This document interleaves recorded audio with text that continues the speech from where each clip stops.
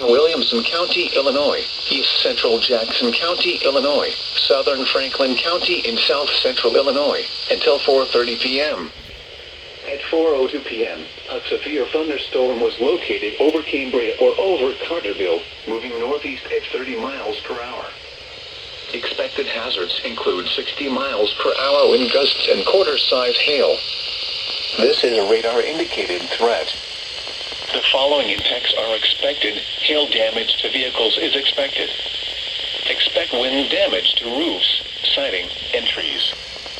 Locations impacted include Carbondale, Marion, Tarrant, West Frankfort, Carterville, Johnston City, Ziegler, DeSoto, Craneville, Cambria, Royalton, Energy, Hearst, Thompsonville, Orient, Freeman Spurs, Bush, Woodyish, Williamson County Regional Airport, and Cole.